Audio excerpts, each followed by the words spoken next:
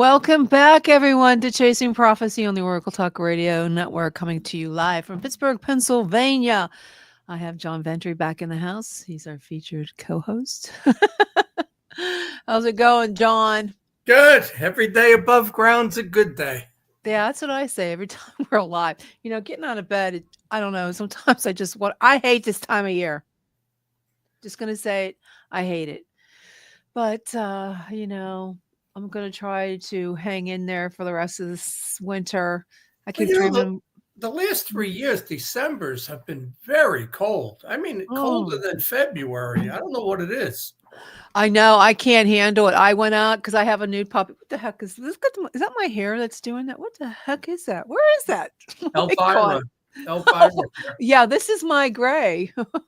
You see that, John? I see it. I crossed you off my dating list. Oh, wow. It's because I have gray hair. Oh, my God. You hear that, guys? Oh, rude. I'm letting it go. I mean, it looks sort of like highlights, sort of. But, what are you going to do? I am an old lady, just like you're an old man. And there's no reason why I have to pretend I'm not anymore. So just embrace the age. That's all I can say. What I was saying was, I have that new dog. Okay, my new puppy. He's 6 months old. He's giving me a run for my money. He's an adolescent, and I have to go out in the cold every day because German Shepherds, they need their exercise. So I got what do you call that? Long johns. I got thermal shirts, socks. I got this mask. I did have a pair of gloves I got, but they were so expensive. I go, I'm not paying for this because they're men's gloves. They're not women's gloves. So they're like this big, they're hanging off my fingers. But that's how I go outside. I look like a Eskimo. But what are you going to do? You don't have a fenced in area in your yard? I do. I have a fenced in area, but I don't think it's enough exercise. Do you think it's enough exercise? I have 2 acres and it's fenced in. How big is the area that you got? It's about an acre. It's not 2 acres. That's plenty to run. It's enough. Yeah. But I have to go out with him because he's still a puppy. He wants to go. We have a pond and it's covered up. Yeah. So I don't want him to go into the pond because even though it's covered, there's still water. And then there's my son moved next door. He built a house next door to me. And it's saying I'm so confused with this. There's 2 freaking StreamYards bothering the hell out of me, but there was a tree that came down. We had that one of those high winds like about a month ago. So he's going to say it was your tree. You got to pay for it. No, it's his. No, you know what's funny? This is funny. My dad was a lot. My dad bought the lot next door to us because he didn't want anybody, Yeah. He didn't want any neighbors. So when he passed away, my son got it, and there's a fence. Well, my dad, he didn't know, it's his property. So who cares? So his property line goes into our yard, over our fence, into the pond. Now we have to do something. We can't leave it like that because because what if something happens and you have to sell it? And it's crazy. But there's a tree that came down and it lifted the fence up. So there's a little bit of fence up, and I'm afraid he'll go in there. Yeah. But yeah, whatever. And I've been doing something that you're not supposed to do, John. You're not supposed to whistle outside at night in the dark. And I've been whistling. Now, there's a whole big thing about whistling at night. Now, maybe our guests can tell us about it. You're not supposed to. Paranormal wise? Yes, paranormal wise. You're not supposed like a state law. No, paranormal. You're not supposed to. You're not supposed to. Oh God, I'm having one of these. You're not supposed to whistle outside at night. Never heard that. I didn't know that. But so when we're talking about paranormal stuff, we're going to. You know what I did with my fence? I had trees come down, and it was the same thing. It lifted up because the whole tree fell. The guy said to me, "It'd be much cheaper if I just take the fence instead of going straight. When I get to that point, I just go around it like a triangle." And that's what I did. It's fine. I don't care. The fence is really weird the way it is. It's really, really weird. It's like I can't explain it. They had to go by the trees, and maybe the screen light's making me look more like Elvira. I don't know. I'm gonna have to change. You my look light. like an alien with the green tint. I know. I got to change the light. Where's my light? It makes your gray look green. Okay. Well, we're gonna change it. I don't want to look like a gray alien. Oh, your dog's barking. Yeah. I bought a gaming keyboard today because it lights up, you know? Yeah, I got one of those. Figures my light's not moving now. I Yeah, like mine it. likes. Yeah, it makes you feel like you're having fun. Well, sometimes, if it wasn't on this, I wouldn't have this light on the wall. And then if the keys are lit up, I don't need a light at night, you know? Well, yeah, I have a ring light, and then I have the back. I have like 4 different, Gobi lights back here. Yeah. And I still look like Elvira, but that's okay. I put too much makeup on today. Well, whatever. I had to cover up my old age with the gray hair. It kind of matches. Might as well put some makeup on. Boy, could you see if I didn't have any makeup on? You're really off my dating. I played 4 games of racquetball today, so Tuesdays and Thursdays. So when I can't play racquetball anymore, then I'm old. But I'm not old right now. Yeah, well, I'm having some issues I have that SI joint pain and sciatica. Yeah. But I fell 4 times last year in the summer because I was doing TikTok videos. I found out that I cannot do videos and talk and walk at the same time. So I fell 4 times last year. It's crazy. Tripped? Tripped. I tripped. One was on my own feet on the same spot twice. My son was at the beach. There was something wrong with the pole, and I'm trying to do FaceTime with him. And then the second time I went to get the mail, and I tripped on a bottle cap.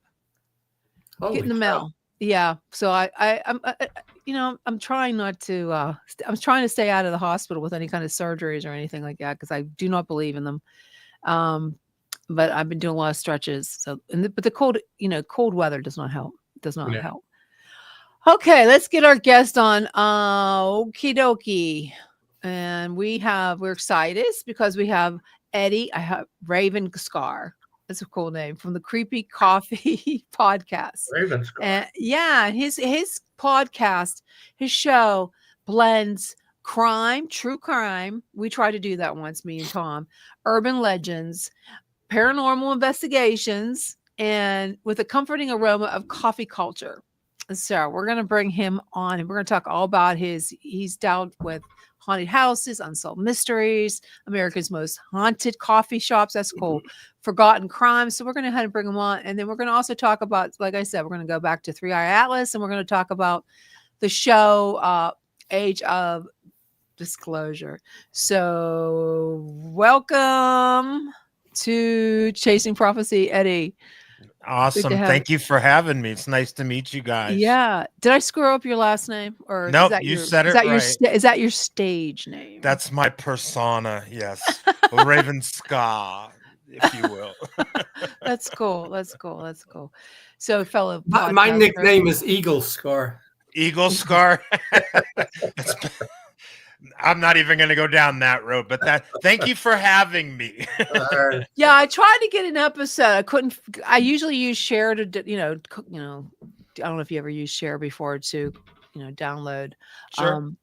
But I couldn't, for some reason, won't let me do it for some reason. But so your podcast, you have a lot of followers. You go all over the place, Australia and everything. And they usually, your audience is between 25 and 54. Which is give really or good. take, yeah. So, and you're popular in the United States, Canada, and Australia. That's awesome. That's awesome. Totally awesome. We've also, not to interrupt you, we've also got a huge following over in Germany and over in the Asian markets, like over in the Philippines, as well as Malaysia. They're really fanatical over there. And I haven't been there yet since we started doing this, but from what I understand is we're kind of a big deal over in the Philippines. So now, are you on are you just doing Spotify? Are you on SoundCloud? Because I know SoundCloud has a lot of, European and I don't do SoundCloud just for the fact that before I came and started doing this, I was in the music industry and I got totally burnt out on SoundCloud and everything that was going on. So we're on every major platform you can think of globally, as well as YouTube, Spotify, Deezer, iHeartRadio, you name it. That's cool. We're probably on it.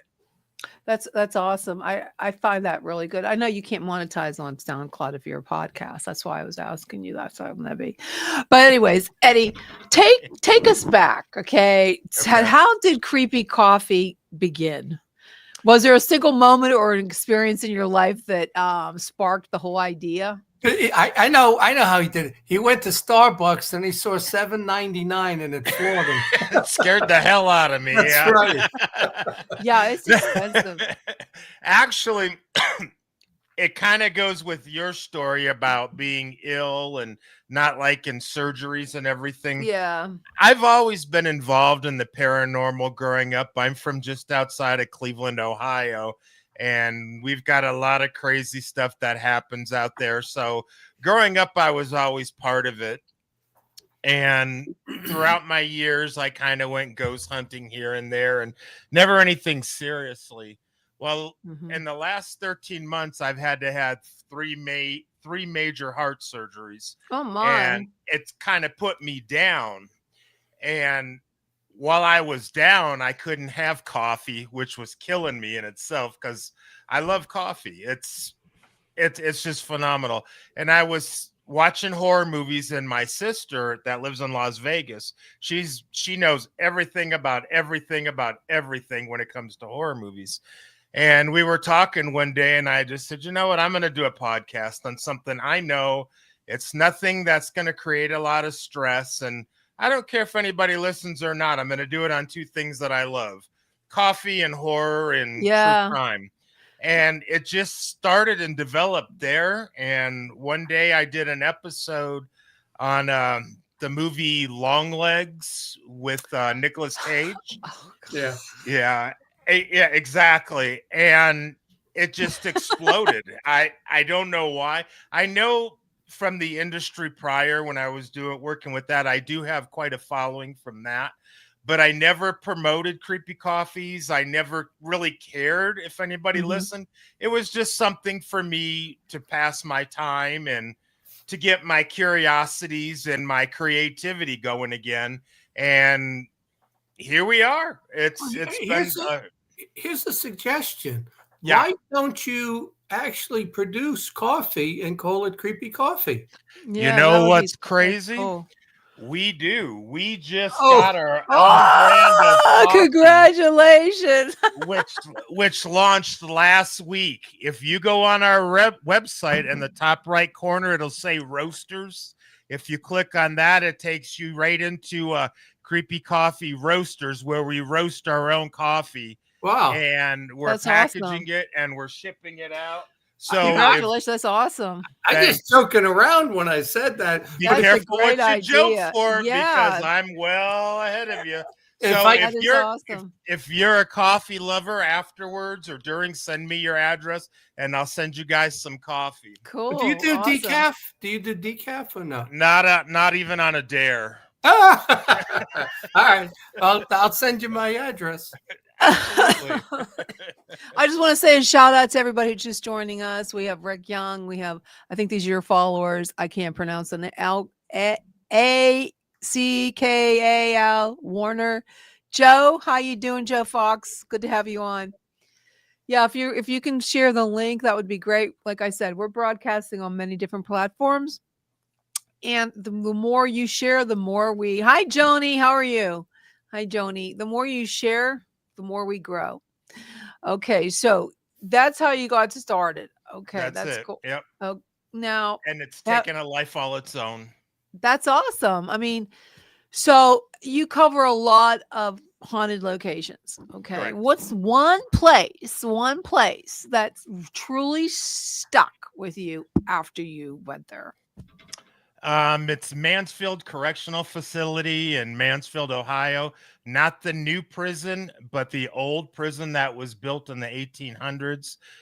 They first built that back in the early to, well, maybe it's the mid to late 1800s. I don't know. It's the 1800s, and they would keep prisoners of war there, and the real hardened criminals. It's the prison where Shawshank Redemption was filmed at. That place right there, that's got some really bad juju in it. Oh, yes, it does. Thanks, Joe. I've been on a couple hunts there, And this is the same answer I answer every time someone asks me that question. It's the Ohio State Reformatory in Mansfield. It's where they filmed Shawshank. They filmed Tango and Cash with Sylvester Stallone, not to mention a bunch of other movies that were down there. It's just an amazing place with amazing history. And to do the tour is one thing, which I've done that. Then I went in during the month of October for the Halloween hunts, where you're actually there overnight, and you're in a group of like 8 people, and they just let you go. And one night we were out there up in one of the tiers, and I was dared to sit in one of the cells by myself for an hour. And I'm like, and this is when I was younger and thought that I was invincible, and the whole 9 yards. So I picked the cell and they left me there. I tell you what, I'm not really afraid of a whole lot, but that scared the hell out of me. Yeah, I seen shadows. I heard things. I smelled things. And after that, it did put me in my place, but it also opened up that curiosity. I want to know more. I need to know more. And that's when I started becoming more and more involved with the paranormal and ghost hunting, and finally found something that I can kind of dig my feet in, that I don't need to have a real explanation for. Just go with it. Yeah. That's I'm not, I don't think I could handle that. I mean, I don't know. So go ahead. I was just gonna say, so that wasn't the very first paranormal or true crime story you ever covered. No. You met. Okay, so the very first story or crime scene or haunted that said, "Yep, we're onto something here," and that's when you decided to do the podcast, or was this something you've always, this? No, something happened to make you want to do the podcast. Yeah, after I did the Long Legs episode, which I can't believe I sat there an hour and a half watching that, and I'll never get that back in my life. Me too. But it was so evil. No, Nicolas Cage. I think I did, because I do have other podcast that I do when I'm watching movies. It's called Real Talk with Jenny. I did do a review on that, and I'm gonna tell you what, that acting scared at the end. That was so demonic, so scary, that just I shouldn't even watch stuff like that, because it really bothers me. Yeah, no, the acting in it was good and the characters were good. It's just the way the story was put together for the movie that kind of left you hanging. But to answer your question, after I did that episode with that, I kind of wondered if I was going to go down this path or what I was going to do. And my co-host, my midnight barista, Dawn Ravenscar, she's out doing her thing. I think she's watching hockey right now, because we're big hockey fans. Oh yeah. So, but we're up in Flagstaff, Arizona now, and we decided just one day they were handing out flyers to do a walking ghost tour flag. So we're like, well, what the hell, let's go. So we were going on this walking tour, and I didn't realize just how haunted and how possessed the city of Flagstaff is, because of the Underground Railroad that came through here and all the mining and prostitution. Flagstaff was a major hub that I didn't know. There's this major hotel called the Weatherford. There's 2 major ones that are severely haunted, the Weatherford and the Monte Vista.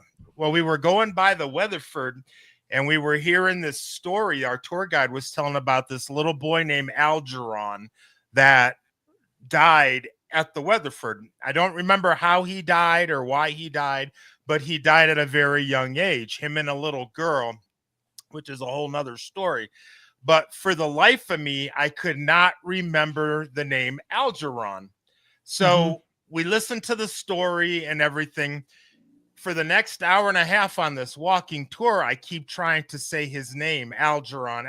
And I kept asking the guide, what's that kid's name? What's that kid's name? And, he kept reminding me, and I'm getting chills right now just thinking about this. And so we do the whole tour and everything. And as we get in the car to come home, Dawn is starting to say, I'm just kind of tired and nauseated and my stomach hurts. And I'm like, okay, whatever. And I'm still trying to say Algeron, Algaran. I just could not get that name out. So we get home, and when we get home, we've since moved from there. We have little cat balls that light up when cats play. So that way, if entities want to communicate, they can just hit a cat ball and it will light up.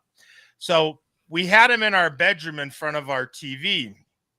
And we walked in there, and by this time, Dawn is bent over holding her stomach and just, oh my God, I'm in so much pain.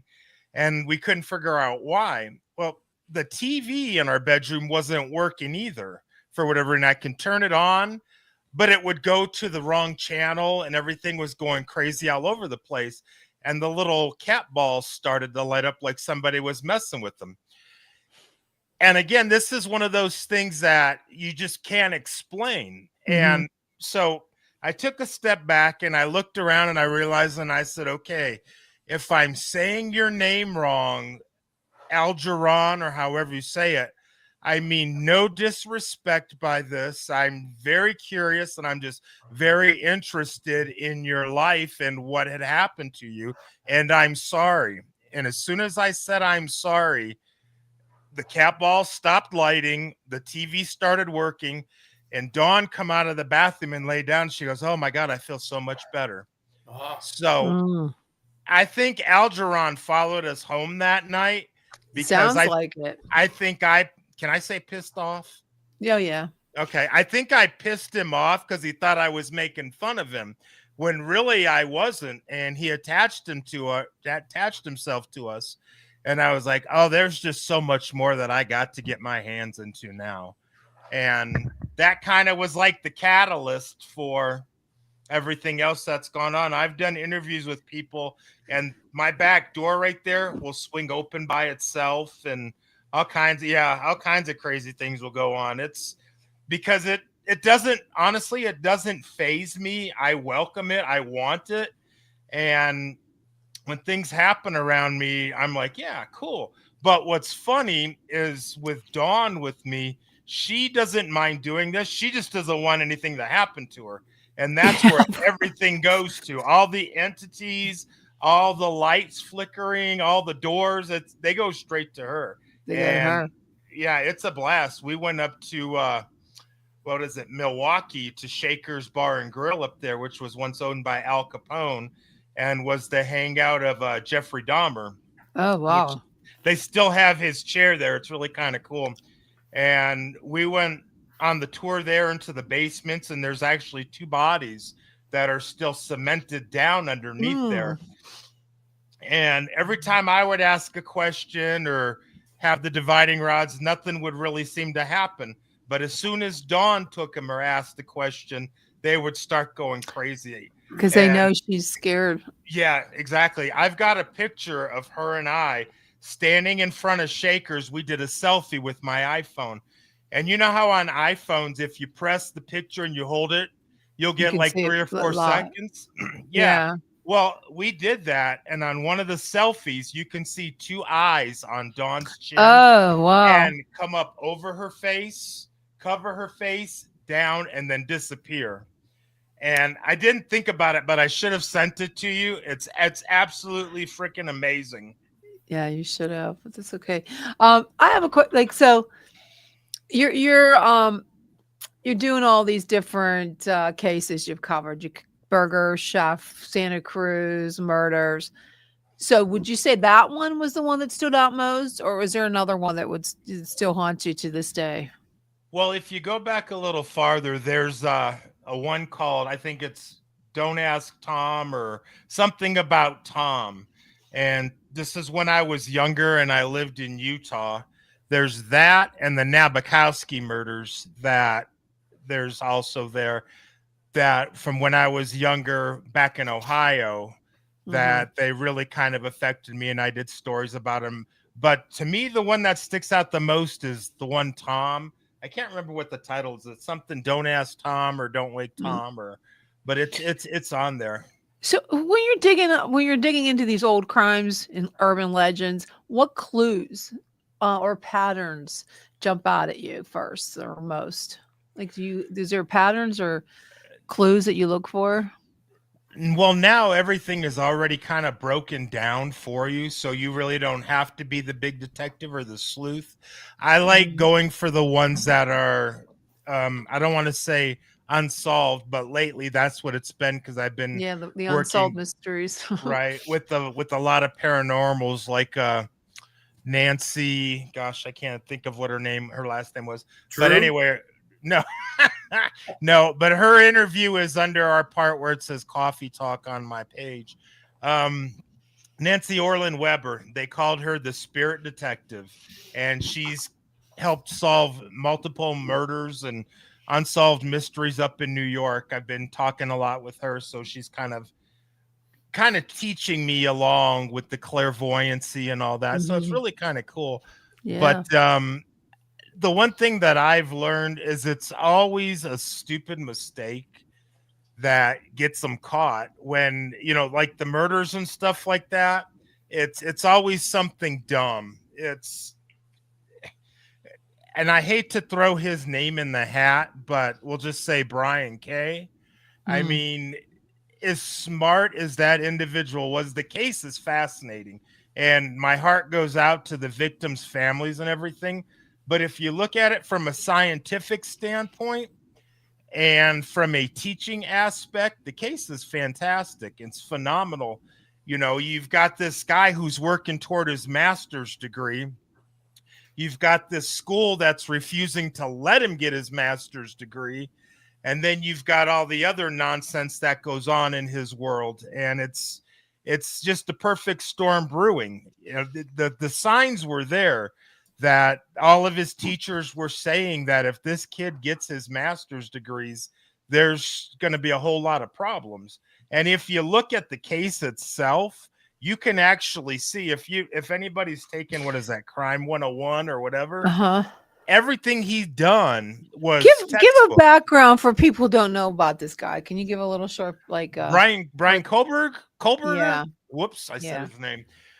Without trying to glorify him, he's the one who did the Idaho murders, where he came in on Thanksgiving about 4 years ago, and he murdered 4 college students in their bed. And it was intentionally just to be one, but ended up taking 3 others out as well. And he went to court and he wasn't going to plead anything. He was going to go take it to trial. And then they said that if he pleaded guilty to everything, they would take the death penalty off the thing. So he pleaded guilty for everything. We never found out why he did what he did, because part of his plea was he didn't have to. But what caught him, like I was saying, if you follow his case and you look at it, everything is Crime 101. Don't do this. This is how we do this. Don't do this. This is how we do that. And where he screwed up is that either he screwed up on purpose to see if they would catch him, which is my theory on it. I think he wanted to be caught. I think he was arrogant and he was just testing things out. How good are you? Maybe he watched one too many episodes of Dexter. I don't know, but I love Dexter. Yeah, right. But that's kind of like what the Brian Kohlberger case is. And he left his knife sheath out that he went and, took these people's lives. And that's where they pulled the DNA. And then that's when the forensics get into it. And they went, because he was, by the time everything was found, he was already back in Pennsylvania, because that's where he was from. And during the investigations and everything, they came and took his trash. I believe they got a plate from his father out of the trash, ran the DNA from that, compared that to the DNA that was on the knife sheath, and they did that hereditary DNA or whatever they call it. And that's how they linked everything to Brian Kohlberger. And it's a travesty what happened to those students and their families. But from a scientific or an educational point, it's pretty amazing. It's sad, but I don't want to glorify him, but I followed the case when I first found out about it, and it's fascinating. If you like true crime or you're into it and you want to know why, check into that. But if you really want to know why he did it, don't follow it, because it'll aggravate the hell out of you, because they never say. And he never says. He just said, yeah, I did it. And my theory, like I said, I think he wanted to test the system. He was arrogant and he was playing. And I think he left the sheath there just simply because everything else was methodically done. You know, how are you going to leave your knife sheath there? I mean, come on, for real. So anyway. Didn't the Unabomber, I mean, he screwed up also, right? And then there was something with that, and then his brother recognized it and turned him in. Hi, Nancy. Yeah, it was that's God, that's an old one. Yeah.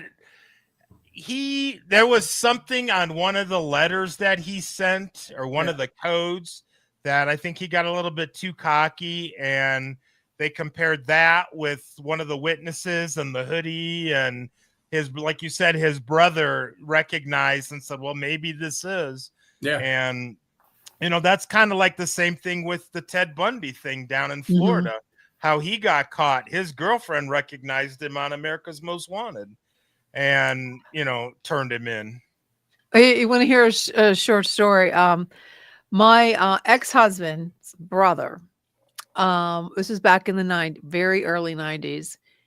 He was homosexual, and he befriended a guy he met at a bar, and the guy needed a place to live. So he let him, come and live with him in his apartment. And then the guy goes, I'll be back. I have a few things I have to do. This is one night. So he's watching America's Most Wanted, and he saw Jeffrey Dahmer, and it was the same guy that they were looking for. He was in his apartment. No way. I said, oh my God, he could have. You're saying Jeffrey Dahmer was the guy? Yeah, the guy was Jeffrey Dahmer. He called his dad. He goes, Dad, holy I'm watching America's Most Wanted. This is down in Oakland, I think it was. Oakland or is it Oakland or Lawrenceville? One of those places. And he called his dad. Dad, I'm watching America's Most Wanted. And the guy that they're showing he's in my apartment. And his dad goes, hurry up, get the hell out of here. They didn't have cell phones. He goes, meet me this someplace. Hasn't that crazy? Yeah, I know, that's crazy. You hear the saying, it's a small world, but it truly, really is. And you never know who your neighbors are. No, you don't. There's so many things. Look at the Long Island killer and all them. Yeah. It's you never know. So it's scary. Very scary.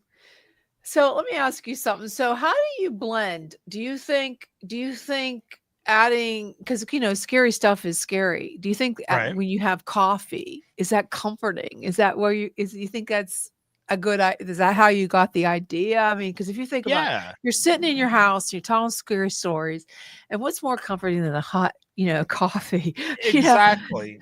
When you're sick, what do you want? Comfort food. Yes. When you're lonely, what do you want? Comfort. So when you're scared out of your mind, what's the best thing to bring you back? Coffee. Coffee. Yeah, exactly. Plus a lot of the ghost hunting and the trips we do there at night anyway. So we got to have something. We're getting old too. So the coffee definitely comes in, but it's comforting. So they process the fear differently if it's wrapped in something comforting, like coffee and conversation. Yeah, that's exactly. Coffee talk. It's coffee talk. Yeah, right. Forget about it. Yeah, so exactly. What's one thing listeners would be shocked to know about producing creepy coffee? You want to spill? That the one thing that surprises a lot of people is I'm a purist. I drink my coffee hot and black. I like mine in the morning. Yeah, I don't put anything in it. I don't want anything in it. It just simply, when I do a review on a coffee, my theory on it is, how can I review a cup of coffee if I can't really taste it and I taste caramel and chocolate and all that other crap? Well, I have to admit, I have coffee and I have some whipped cream in here. I have a little bit of those coffee toppers, for the holidays. I have that. What do you call that thing where it whips it up, makes it nice and hot? I don't know what it's called. It goes with The the Ninja. steamer or the foam? Yeah, I have that. But in the morning, because I usually fast until like today, I fast till 2. I have black coffee. Sure. But on my days that I don't fast, I have, on the weekend, I'll have my coffee, fancy coffee, in the Foo-foo evening. drinks, absolutely. Yes, but I don't buy it at Starbucks and spend $20 on a coffee. I make my own. I don't either. I'm a big fan of Dutch Bros. Shout out to my Dutch Bros crew here in Flagstaff. They take good care of me and Dawn. So if they're watching, shout out to them. And they're better than Starbucks, but they do offer a tremendous amount of foo-foo drinks, with a little bit of this and a little bit of that and everything. But I just get my coffee black. And getting back to Dawn, how do you divide the workload between the two of you, the research, narration, and all that, and the investigations? How do you do that? It's hard. Well, we found it to be pretty easy when I do everything and she takes all the credit. Well, you're lucky you have that. You're lucky you have that. She's a lot of help, and she's kind of like my sounding board. I'm in my own way a control freak and creative, and I like to do pretty much everything on my own. But I run it past her for the final approvals and everything, and she gets the final say on everything. Yeah, Joni, you're like me. I like the black coffee in the morning. That's basically a glass of water and coffee will get me through the day. So right. John, you had podcasts, okay? You had podcasts before. Yeah. You Eddie. So is there anything that once you got really into it, did you decide not to do it once you learned all the the gritty stuff? Is there any topic, you guys, that you did not want to, once you learned and researched, you decided, nah, I can't do this? Well, I can definitely tell you from my own perspective that I don't mess with demonology. Anything anything that comes to do with devil and black spirits and Ouija boards. Me too. And I had an experience years ago with a Ouija board, and that's bad juju. I don't like to deal with anything demonic. Yeah, anything opening a portal. Yeah. I don't even like, because there's a lot of, I did work with, my co-host was Sean Kelly, and I don't like to work with the witches that are really witches. I don't feel comfortable doing it because I'm a Christian and I don't go down that route, so I try to stay away from. What about you, John? Demonic stuff? Well, I spent years doing the UFO stuff. And the reason I got into the demonic is something showed up in my house, and it showed up. It's very weird. I don't want to go through the whole story. Yeah, he does it. It was like when I got into UFO things, like I went to my first UFO conference, something showed up in my house. I filming the TV series on History Channel, something shows up in my house. So there's this connection in my mind between UFOs. I think that the abduction is demonic. And demonology. So I started researching it, but I don't know, it's given me a really good perspective on everything now, because I see demonic influence in so many instances. Just when people would, all of a sudden people turn on you, and I've had this happen in this past year or so, and it's like close friends and stuff. All of a sudden they turn on you, and I say, that's demonic influence is what it is. And, there was a couple of deaths, close people to me too. And I had one person, I said to him, I think you got something attached to you, or it's a demonic thing. And, we never continued the conversation. He committed suicide about 2 months ago. There's another thing too, that you had mentioned. You've had a couple of heart issues. Yes. But, I've done a show on who's killing the ufologists, because anybody in this UFO field, if you're here long enough, your lifespan gets reduced by at least 10 years, if not more than that. And there's just a long list of them that died way premature, so you got to wonder, like even with the ghost hunting, when you come near these things, I don't know if they suck energy out of you or they cause illnesses. But I think it's something to be concerned about. Now, do you do any protection spells or something? Or you just walk into these places with a cup of coffee? Well, a good cup of coffee will solve anything. That's it. Yeah. Yeah. But in all seriousness, though, there is a cause and effect for everything that we do. I'm not a very religious person, but I do have my faith and my beliefs. And when I go into any situation, whether I know what it is or not, besides my cup of coffee, I have a cross that I wear, and I say a little prayer for myself. And I make the statement now, since I've known about Algeron, that you're welcome to communicate with me, but you're not coming home with me. You're not welcome to. And then when I come out, usually I'll say a prayer, a cleansing a prayer, for lack of better words. And that's just, whether it works or not, I don't know. But for my own peace of mind and sanity, I think it does. And it kind of keeps me grounded, and nothing, knock on wood, has followed us home lately. So we're doing okay. I have them in my pocket when I do my show, because I don't want to bring anything with me. That's awesome. Absolutely. It's my sword. It's my weapon. I have three rosaries hanging on my bed, one on each post. Yeah, I do too. The center goes up to a point, and I got another one there. And two of those rosaries were given to me when I gave a presentation on the paranormal stuff happening to me up in Erie. And two people came up to me and said, "You need this more than I do." So I've always kept it. And then I went over to the church here that does the Latin Mass. Yeah, I love that. I gave the priest $1,000. And I said, nice. I want your best rosary blessed, Sure. and he gave it to me. Yeah, it's my weapon of choice. I mean, sure. So now I have a question. You said you have 3 rosaries on your bed. Is it the number 3 a coincidence, or is it 3 rosaries because of the Trinity? Or why 3? Why not 4? Why not 2? There's only 3 places to hang them. That's fair enough. I didn't even think of that. The Trinity, that's actually because the middle one is higher up. It comes to the point. The Father, the Son, and the Holy Spirit. Beautiful, man. Yeah, you're welcome. Use that. I am definitely. And I'm going to say I thought it up. That, of course you did. We were here when it happened. Absolutely. Yeah. That's crazy. Really, it is. You went to the Belaire house. Yes. You did that investigation. That turned out to be a real success for you, for your listeners. What do you think? What do you think it was? I mean, we've done the Belaire house a number of times. Right.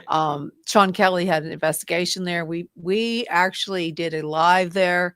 So tell me, what do you think it is with that really the audience loved it? I just think it's curiosity. If you can keep things interesting for yourself, you can keep things interesting for the people watching you. And I'm a very curious, Dawn likes to call it nosy, but I like to refer to it as being a very curious person. And I want to know. So I'll get in there and I'll ask questions and I'll do things that a lot of people don't. And I think that just kind of attracts people. It's just like, I'm real excited about next week on Tuesday. We're going to Estes, Colorado to spend a week at the Stanley Hotel. Yeah. Oh. And not outside, but inside the hotel. And I've got, oh my God, I just spent almost $800 on ghost hunting stuff.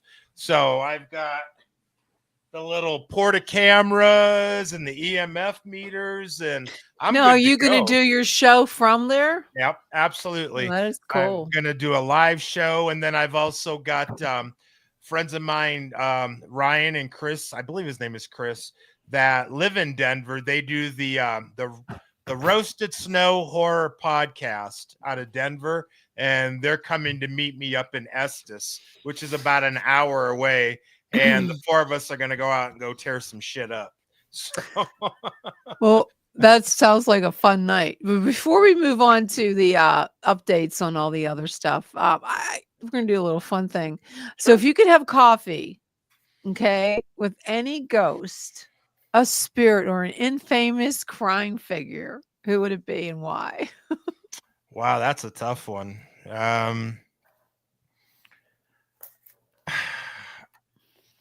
Wow.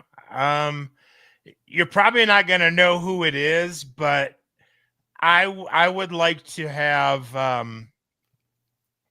coffee with Phil Lynott. Phil Lynott was the bass player for the 70s, 80s band Thin Lizzy from Ireland. Yeah, the boys are back in town, Okay. Jailbreak. Yeah, You would him. like to do it. And the reason I say that is because he was very into Irish folklore, like Cuchulainn, the Boy King, and all the Irish mystical things and the mystical powers. And I would like to pick his brain on that Oh yeah. Yeah, that because was I've done a lot of research on that, and I think that's who it would be. okay. So for the people who are just watching, tuning in tonight, what episode would you recommend to them for their first viewing experience of Creepy Coffee? I would probably say go back to the second one where I talk about Algeron and the Weatherford Hotel. That one, and then definitely the one about from Cleveland. I can't remember what it is, but it's from the turn of the century, the Cleveland murders that are on there. That's one that should definitely be listened to. And that one's still unsolved. So if anybody wants to get together on that one and kind of throw ideas, I'm all for that. There's that. And I believe the Dolly Madison murders also, which are on Dolly there. Madison. And it's not the Playboy penthouse Dolly Madison. It was actually a murder at a Dolly Madison bakery, but it's called the Dolly Madison murders. So Dolly Madison, was that cake?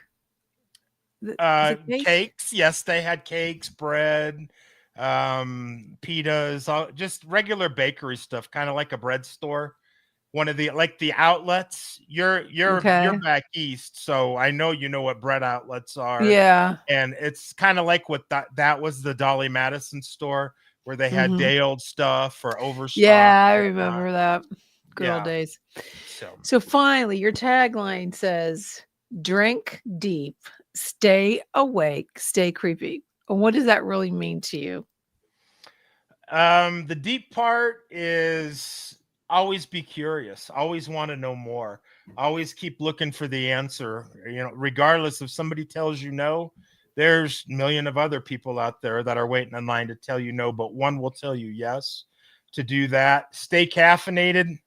Buy my coffee, Creepy Coffees. I want someone to try it. I really want to try your coffee. Send over your address. I will. Stay creepy is stay loyal. I'm a very loyal person. I'm loyal to you now. We're friends, I would like to think. And anybody says anything, I'm got your back. And right. Next time I come to Pennsylvania, which we've got some stuff coming up there and in that area, I'll let you guys know. But I'm a very loyal person, and I'm tired of people throwing around, "I'm loyal, stay loyal," the tag to everybody. So stay creepy. If you stay creepy, we're together. Absolutely. I like creepy. If you're in the Pittsburgh area, April 11th, I run a UFO conference. You're welcome to come. Absolutely. There you go. April 11th. April 11th. That's my son's birthday. Yeah. I don't think we have anything that weekend. What's all going to be there? Do you want me just to come and be a guest, or do you want me to talk about spooky stuff, or do you just want me to come and have fun? Well, I was thinking just to come and attend. I mean, the lineup's already there, but if you're going to be in the area, just come on by and, I'll comp you to come in and stuff. You could just watch some presentations. That'll be fun. Absolutely. There's a lot of places up in Pittsburgh that I want to go and do some ghost hunting. Like I said, I'm from Cleveland originally, so I'm well familiar with the Three Rivers area. Yeah. And a good friend of mine, Doc Rock, he runs Metal Shop 101 out there. That definitely we'll come and see you in April. I'll have to check our calendar, but if not, we'll be there. Sounds good. Definitely. So we're going to move on a little bit to get an update on 3i Atlas. I know John loves this topic. Oh, Jesus. No, I'm going to tell you. That is getting crazy. You have to really. I'm gonna play two videos. I won't play them all because they're pretty long, but things are moving. You know anything about 3i Atlas, Eddie? I do Okay. not. There is a comet. They said NASA said it's a comet. A lot of these people are the enlightenments. What do you call those people that can talk to different dimensions and stuff? Say it's the mothership. Oh. Okay, so we're gonna play. I don't know which one it is. We're gonna play this random because I think there's a couple different. I think I have two. Why We're gonna talk about. Why don't we skip it and go to the age of disclosure? You want it? We are going to go there, but right. I better have that. Okay. And honestly, each one seems more impossible than the last. First, Harvard scientist Avi Loeb just released calculations showing the weird sunward tail seems to actually be thousands of fragments traveling together in a swarm. Second, John, new observations revealed the object is pulsing every 16 hours, but the source of that pulsing is supposedly completely wrong for a natural comet. And third, new scientific data just revealed that 3i Atlas is releasing different chemicals from opposite sides, like it has two completely different surfaces. So in this video, I'll break down what is actually happening with 3i Atlas. But before we talk about the pulsing and the chemical anomalies, let's first cover Loeb's latest calculations.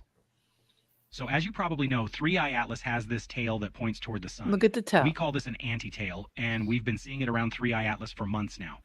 Now, it's backwards. anti-tails have been observed in a few comets. For example, Comet Arend Roland in 1957 and Comet Hale-Bopp in 1997. So this is not completely new.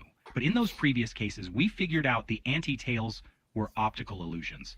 Because when scientists observed them from different angles or at different times in their orbit, the geometry changed and the tails revealed to be actually pointing away from the sun as expected.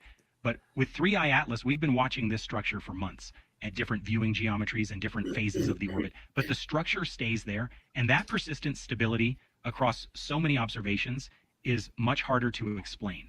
So what could actually create this structure pointing towards a mothership? Scientists have different possible explanations. We're not going to go there.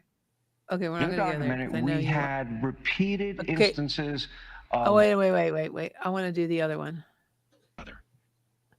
The first explanation is that this could still be... Okay, here. Each one seems more impossible than the last. Are they both the First, same? Harvard scientist what the Avi heck? Loeb Yeah, that's the released same calculations showing the weird sunward How many times tail did I seems to do that actually... one? Wait, is this the same one? Yeah, that was the same video. Are you kidding me? I put the wrong one. Shit. Okay, well, the other one was really in depth, but we will play that next week for you. Oh, but here's the disclosure. It has these. I'm telling you, that tail is not right, and the chemicals they're not normal. And this is you're gonna watch. But I thought I just saw Avi Loeb on the news with some newscaster, and she's saying that now he's saying it's an asteroid or a comet. And she said, but you were saying it was an alien craft all along, and he's like denying it. Well, I never actually said that that's what it is. Yeah, it is. I tell you, you're going to watch. It's going to come close to Christmas, and it's going to be, some people think it's the second coming of Christ because it was a cross, a gold cross, and now it's not a gold cross. Okay, listen to this. Thing operating in the airspace over restricted nuclear facilities. It's not I should probably ours, fast forward. And presidents operate on this about disclosure. But I don't know why it stopped that. That is so a couple points on it. First of all, I'm not disavowing that. It was an interview that was done almost maybe 3 or 4 years ago when I was in the Senate. Right. So it wasn't recent. The second point I would make, I was describing the allegations that people have come forward with. I have people that came forward to us. Some of these people were Navy pilots, admirals, generals, whatever, that would come forward and say, that there were programs in the U.S. government that not even presidents were made aware of. So I was describing what people had said to me, not things that I have firsthand knowledge of in that regard. A little bit of selective editing, but it's okay because you're trying to sell a show there. But the fundamental comments, I haven't seen it, but the clips I've seen and people have shown me are fundamentally true, and that is there are things, we know this has been documented, there have been things that fly over the airspace, restricted airspace, where we're conducting military exercises or the like, and everyone in the government says they're not ours. And so what I worry most about, just me personally, is that some adversary, another country, for example, has developed some asymmetric capability for surveillance or the like that we just are not prepared for.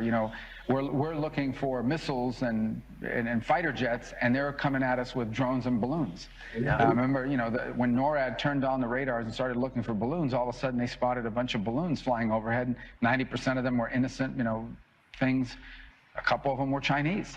And so, but we never looked for balloons because our radars aren't trained for that. So that really was the point I was trying to drive at. I can't comment on the rest of the documentary. It has, as I said, claims from people that were former admirals, naval fighters, people with high clearances in government. Some of them are pretty spectacular claims. I'm not calling these people liars. I don't have independent knowledge that what they're saying is true. The one observation I had is we had people that did very important jobs in the U.S. government who are saying these things. So we have people with very high jobs in the U.S. government that are either A, liars, B, crazy, or C, telling the truth. And two of those three options are not good. But I don't know the answer. I don't know the answer. I don't have any point of, I don't want to call them liars. I just don't have any independent way. I don't know. I think I don't know if you guys watched The Age of Disclosure. It's like a new disclosure documentary. Alizana was in it. I might be saying his name wrong, but they didn't really tell me anything new. They still have it. And the one video I wanted to show you was Donald Trump saying this was yesterday, he was going to be releasing some things that's going to be shocking to people. But I don't think it's going to be shocking. I think we're all desensitized about it, because if an alien mothership came, I don't think I'd be like, woo. I don't know. What about you? Would you guys be all, to me, it was like, okay. Well, I think if one actually showed up, it would be stunning, even though we're in this field. So I don't know, somebody who's not in this field, they could panic, I don't think I would panic. I think, like you, I would be shocked. And, how many times have we been told in our lifetime that this date they're coming, and, we prepare and we, nothing ever happens. We go to the next day. So I would be totally surprised. I wouldn't flip out or worry, I would want to know more. Yeah. And well, here's the thing with this movie is, Elizondo is an executive producer. Mm-hmm. And if you go back 10 years or whatever, it's 2017-ish, they did that Academy to the Stars. Their intent was to produce movies and that type of stuff and make a lot of money. And Elizondo has put a book out. I'm sure he's made $1 million off of that. Now he's got a movie out there. I don't believe a thing this guy says. This is all the psyops that it's always been, and they're playing us. And I'm actually getting offended by the congressional hearings and this and that and the movies and stuff, because it's like they're doing a test of gullibility. How much bull can they say? And I'm telling you, 98% of the UFO followers are just eating this up, and they're walking around saying it's real and looking, we've got proof, and you've got nothing. They have not shown us one bit of proof. That movie is like UFOs 101. I'm teaching a class at the college Wednesday nights. Last night was the fourth week. And that's what I said to them. I said, what I've taught you in this class for 4 weeks is what that movie is. It's the same thing. They haven't given you anything new. But the movie has stayed away from the government as far as what does the government have. My cousin was a 2-star general in the Air Force. He told me 10, 15 years ago, John, you could sleep good at night because we got stuff that Russia and China doesn't, So, and then the stealth fighter was shown to us in 1988. What do we have since 1988? All of this stuff they're showing you, the Tic Tacs, all of that, it's ours. I'm convinced it's ours. Now, Stephen Greer takes a little different look at it. And I watched his podcast talking about it. He's taking the stance that we're trying to shoot these things down. And this is very dangerous, what we're doing. I kind of agree more with his analysis of, firing missiles at them and trying to take them down. Odds are, if they've flown all the way here, they got some advanced technology that we don't have, But I think everything they've shown us in these videos is our technology, and they're pretending it's not. And and that movie was nothing but UFOs. Yeah, it was. I fell asleep. Yeah, it was for beginners, is what it was. Exactly. Okay. And I'm going to get a pass to the next congressional hearing. I'm going to get it from my congressman. He'll get it. He'll get it from me. I'm going to go there and I'm going to see if I can ask some real pointed questions. Yeah, that would be great. Because, you know, that the pilot they bring in, David Fravor, he's the guy that encountered the Tic Tac. Well, I talked to him 6-7 years ago, and I wanted him to come speak at one of our conferences. And he goes, a UFO conference? He goes, I have no desire to speak about aliens. I said, oh, okay, thank you. Then I got off the phone. Well, if he doesn't want to talk about aliens, it's probably because he knows that wasn't alien. It was our technology. Mm-hmm. And I'll stick exactly. Okay, Eddie, tell us where we can get your book and where you can see you, where your podcast is. Yeah, our podcast is everywhere you listen and stream your favorite podcasts. We're on every platform you can think of. We try to put out new episodes every Tuesday for Coffee Talk, as well as the other ones. Book was supposed to be available October 1st, but publishing had a little bit of an issue. So I'm hoping for the end of December that will be out. We're getting ready to do a 10-month world book tour starting in January. So we're going everywhere across the country to horror conventions, Comic-Cons, and now UFO with you, kind sir. And well, you know, bring your books. I'll give you a vendor table for free. Bring your books. You can sit there and sell them. Yeah. Well, yeah. No, I'll pay for my table. No, I don't charge for tables. Then I'll trade you coffee for it. Yeah, all right, coffee for a table. Because the coffee's going on the road with us too. It's a package deal. You get a book, you get a bag of coffee. That's great. Yeah, bring it to the conference, April 11th, and reach out to me through Jen. I'll send you the poster and all of that. So you know where it is, the date, and all of that. Sure, absolutely. Awesome. And we'll plan on that. And we're getting ready to go to Germany, back to Australia, Ireland, which, like I was saying earlier, is the big deal for me. I'm excited about that. So we got a lot of things going on. Comic-Cons, horror cons. We're going to be at most of them across the country. Everything is available on our website at creepycoffees.com. or creepyroasters.com if you just want coffee. But they're both interlinked with each other, so you can go from one to the other seamlessly and support independent business. Stay creepy. Joni wants to know what's the title. It's called Coffee Macrame. How do you say it? Macrame? What's she wants that? to know she wants to know what the title of your book is called. Oh, short stories. Creepy Coffee, short stories. Okay. Short stories, it's Creepy Coffee. Pretty simple. There's a couple stories that are going to be in the book that it's going to be split up in 3 sections. One is going to be true crime. One is going to be horror. And the other one is unsolved. So there's, a lot of those stories with the unsolved and the true crime are from my own personal experience in some of the cases that I've been involved in and some of the things that have happened to me. So it sounds great. I think it's interesting. I hope everybody else does.